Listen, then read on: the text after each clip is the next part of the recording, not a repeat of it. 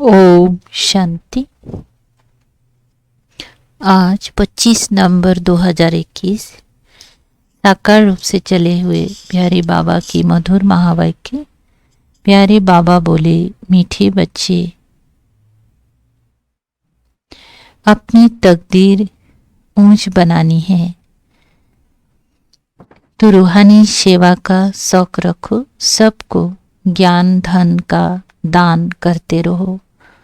प्रश्न है, रूहानी बाप ऐसी कौन सी श्रीमत देते हैं जो आज तक किसी मनुष्य ने नहीं दी? उत्तर है, हे रूहानी बच्चे, तुम रूहानी सेवा में दधीसी ऋषि की तरह हड्डियां दो। बाप से जो अविनाशी ज्ञान रत्न मिले हैं उनका दान करो। यही है सच्ची सेवा। ऐसी सेवा करने की मत कोई भी मनुष्य नहीं दे सकता। रूहानी सेवा करने वाले खुशी में नाचते रहेंगे, तकदीर ऊंच बनती जाएगी, गीत बदल जाए दुनिया। ओम शांति। बच्चों ने गीत की 2 लाइन सुनी। उन्होंने तो गीत बना दिया है। जैसे कोई की सगाई होती है तो ये पक्का ही है कि स्त्री पुरुष कभी एक दो को छोड़ेंगे नहीं। कोई बिरला ऐसे होते हैं जो आपस में नहीं बनती हैं तो छोड़ भी देते हैं। यहाँ तुम बच्चे किसके साथ प्रतिज्ञा करते हो? ईश्वर के साथ, जिसके साथ तुम बच्चों की व सजनियों की सगाई हुई है। परंतु ऐसा जो विश्व का मालिक बनाते हैं उनको भी छोड़ देते हैं। यहाँ तुम बच्चे बैठे हो, तुम जानते हो अभी बेहद का बाप दादा आया कि आया। ये अवस्था जो तुम्हारी यहाँ रहती है बाहर सेंटर पर हो ना सके। यहाँ तुम समझेंगे बाप दादा आया कि आया। बाहर सेंटर पर समझेंगे बाबा की बजाई हुई मुरली आई कि आई। यहाँ और वहाँ में बहुत फर्क रहता है, क्योंकि यहाँ बेहद के बाप दादा के सम्मुख तुम बैठे हो, वहाँ तुम सम्मुख नहीं हो। चाहते हो सम्मुख जाकर मुरली सुने। यहाँ बच्चों की बुद्धि में आया कि बाबा आया कि आया जैसे, और सत्संग होते हैं वहाँ समझेंगे फलाना स्वामी आएगा। परंतु ये ख्यालत भी सबकी एक रस नहीं रहती है। कोई को संबंधी याद आएगा। बुद्धि एक गुरु के साथ भी ठहरती नहीं है। कोई बिरला ही होगा जो स्वामी की याद में बैठा होगा। यहाँ भी ऐसे हैं। ऐसे नहीं कि सब शिव बाबा की याद में रहते हैं। बुद्धि दौड़ती रहती है। मित्र संबंधी याद आएंगे। सारा समय एक ही शिव बाबा के सम्मुख रहने में तो ओहो सौभाग्य। स्थायी याद में कोई बिरला ही रहते हैं। यहाँ शिव बाबा के सम्मुख रहने में तो बहुत खुशी रहनी चाहिए। अतीन्द्रिय सुख गोपी वल्लभ के गोप गोपियों से पूछो। ये यहाँ का गाया हुआ है। यहाँ तुम बाबा की याद में बैठे हो। जानते हो अभी हम ईश्वर के बने हैं, फिर देवी गोद में होंगी। भल कोई की बुद्धि में सर्विस के ख्यालात चलते हैं। इस चित्र में ये करेक्शन करे, ये लिखे। परंतु अच्छे बच्चे होंगे तो समझेंगे कि अभी तो बाप से ही सुनना है और कोई संकल्प आने नहीं देंगे। बाप ज्ञान रत्नों से झोली भरने आए हैं तो बाप से ही बुद्धि योग लगाना है। नंबर बार धारणा करने वाले तो होते ही हैं। कोई अच्छी रीति धारण करते हैं, कोई कम धारण करते हैं। बुद्धि योग और तरफ दौड़ता रहेगा तो धारणा नहीं होगी, कच्चे हो जाएंगे। 1-2 बार मुरली सुनी, धारणा नहीं हुई तो आदत पक्की हो जाती है। फिर कितना भी सुनता रहेगा धारणा होगी नहीं, किसी को सुना नहीं सकेंगे। जिसको धारणा होगी उसको सर्विस का शौक होगा, उछलता रहेगा जाकर धन दान करो, क्योंकि ये धन एक बाप के सिवाय और कोई के पास है नहीं।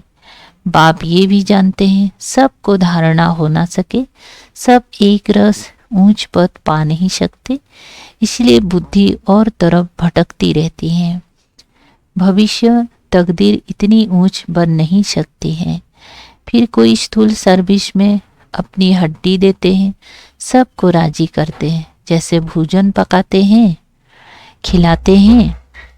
यह भी सब्जेक्ट है ना सर्विस का। जिनको शौक होगा वो मुख से कहने बिना रहेंगी नहीं। फिर बाबा देखते भी हैं कि कहाँ देह अभिमान तो नहीं है, बड़े का रिगार्ड रखते हैं व नहीं।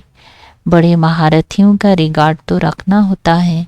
हाँ, कोई छोटा भी होशियार हो जाता है तो हो सकता है बड़े को उनका रिगार्ड रखना पड़े,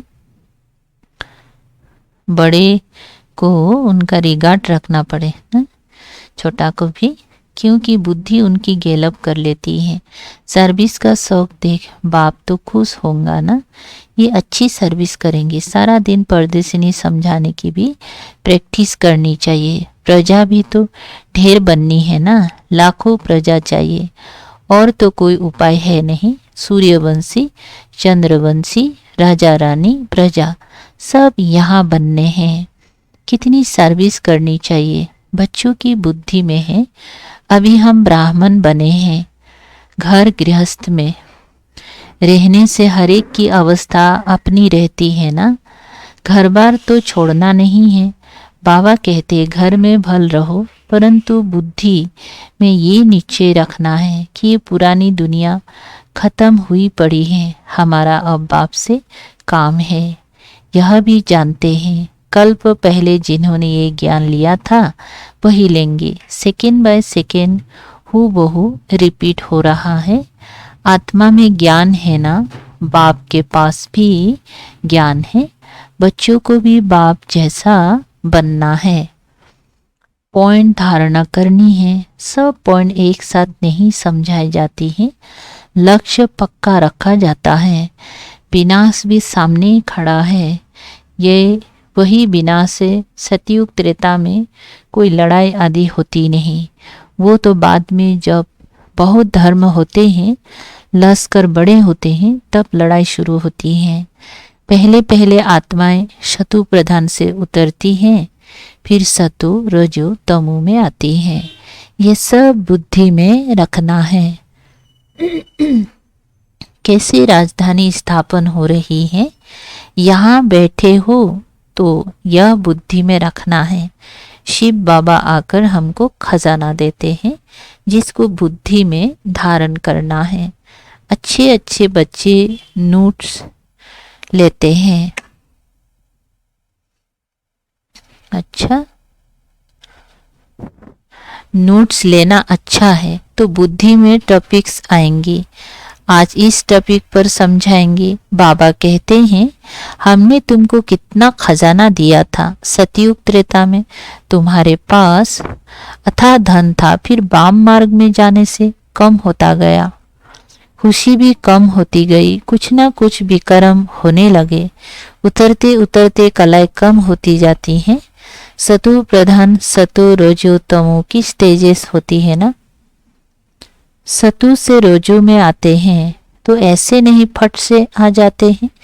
तमो प्रधान में भी आहिस्ते आहिस्ते उतरते हो, उसमें भी सतो रोजो तमो स्टेजेस आएंगी।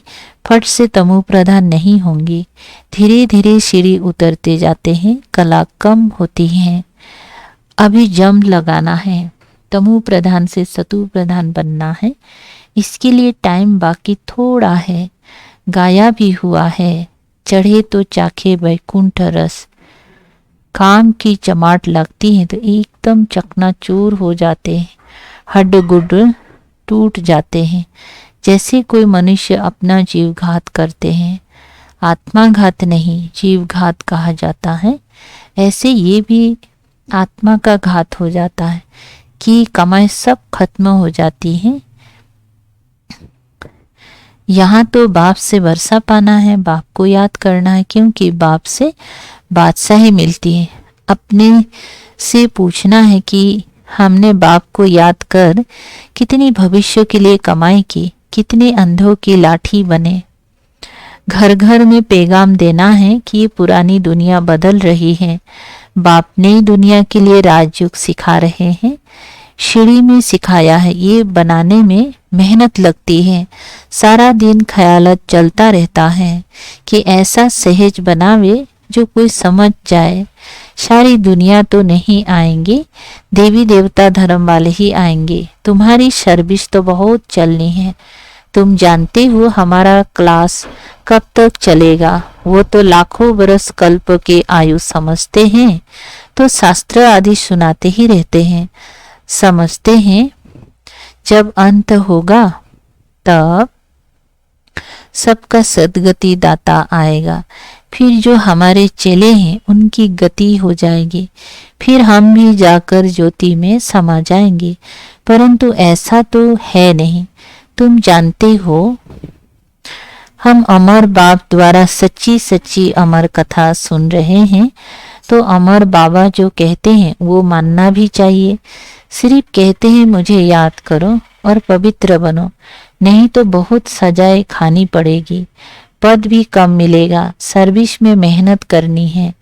जैसे दधीची ऋषि का मिसाल है, हड्डियां भी सर्विस में दे दी, अपने शरीर का भी ख्याल नहीं करके सर्विस में रहना है, इसको कहा जाता है हड्डी सर्विस। और दूसरा है रूहानी हड्डी सर्विस। रूहानी सर्विस वाले रूहानी नॉलेज ही सुनाते रहेंगे, ज्ञान धन दान करते खुशी में नाचते रहेंगे।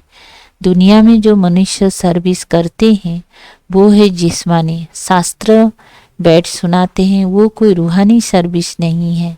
रूहानी सर्विस सिर्फ बाप ही सिखलाते हैं, स्पिरिचुअल बाप ही आकर स्पिरिचुअल बच्चों को तो आत्माओं को पढ़ाते हैं। तुम अब तैयारी कर रहे हो सतयुग नई दुनिया में जाने के लिए, वहाँ तुमसे कोई विक्रम नहीं होगा, वह है राम राज्य। वहाँ होते ही है थोड़े, वो थोड़े मनुष्य आकर पढ़ेंगे। अभी तो रावण राज्य में सब दुखी है ना, ये सारी नॉलेज तुम्हारी बुद्धि में है। नंबर 12 पुरुषार्थ अनुसार इस सीढ़ी के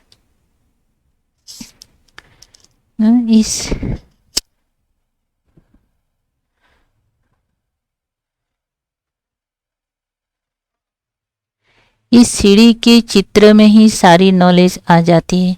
ये चित्र बनाने के लिए मशीनरी चाहिए।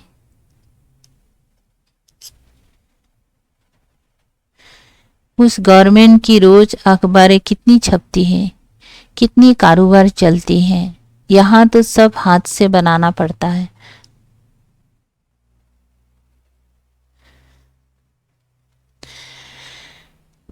बाप कहती है अंतिम जन्म पवित्र बनो, तो पवित्र दुनिया के मालिक बनेंगे। ये नॉलेज कोई के पास नहीं है। कहेंगी सीढ़ी में और धर्मों का समाचार कहाँ।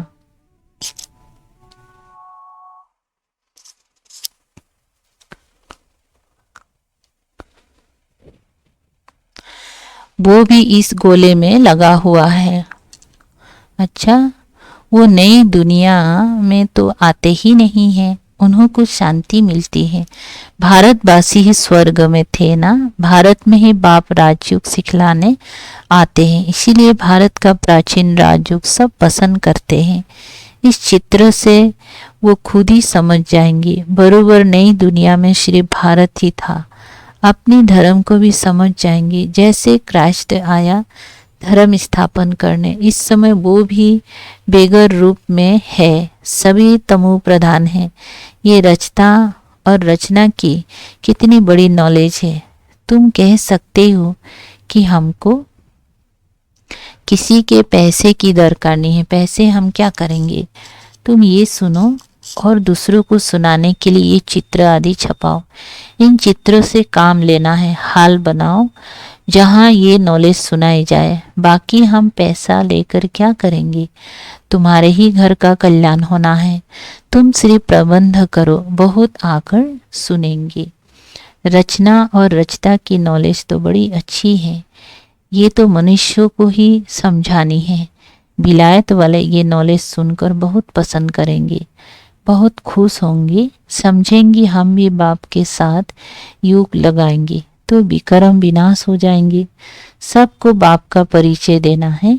समझेंगे ये नॉलेज गॉड फादर के सिवाय कोई दे ना सके। कहते हैं खुदा ने बहिष्ठ स्थापन किया, परंतु वो कैसे आते हैं ये किसी को पता नहीं है। तुम्हारी बातें सुनकर बहुत खुश होंगे, फिर पुरुषार्थ कर योग सीखेंगे। तमो प्रधान से सतु प्रधान बनने के लिए भी पुरुषार्थ करेंगे। सर्विस के लिए तो बहुत ख्याल करना चाहिए। भारत में हुनर दिखावे तब बाहर भेजेंगे, ये मनुष्य जानेंगे। नई दुनिया बनने में कोई देर थोड़ी लगती है। कहाँ भी अर्थक्वेक आदि होती हैं तो 2-3 बरस में एकदम नए मकान बन जाते हैं। जितना बहुत कारीगर होंगे उतना जल्दी मकान बनेंगे। 1 मास में भी मकान बना सकते हैं। कारीगर सामान आदि सब तैयार हो फिर बनने में देरी थोड़ी ही लगेगी। विलायत में मकान कैसे बनते हैं? मिनट मटर। तो स्वर्ग में कितना जल्दी बनते होंगे। सोना चांदी बहुत तुम्हारे को मिल जाते हैं। खानियों से सोना चांदी हीरे आदि ले आते हैं। हुनर तो सब सीख रहे हैं। साइंस का कितना घमंड है, यही साइंस फिर वहाँ भी काम आएंगे। यहाँ सीखने वाले वहाँ दूसरा जन्म ले काम में आएंगे। उस समय तो सारी नई दुनिया हो जाती है। रावण राज्य ही खत्म हो जाता है। 5 तत्व भी कायदे मुजिब सर्विस में रहते हैं। स्वर्ग बन जाता है, वहाँ कोई उपद्रव नहीं होता है। रावण राज्य ही नहीं है, सभी तमो सतु प्रधान है। सबसे अच्छी बात है कि बाप से बहुत लाभ होना चाहिए।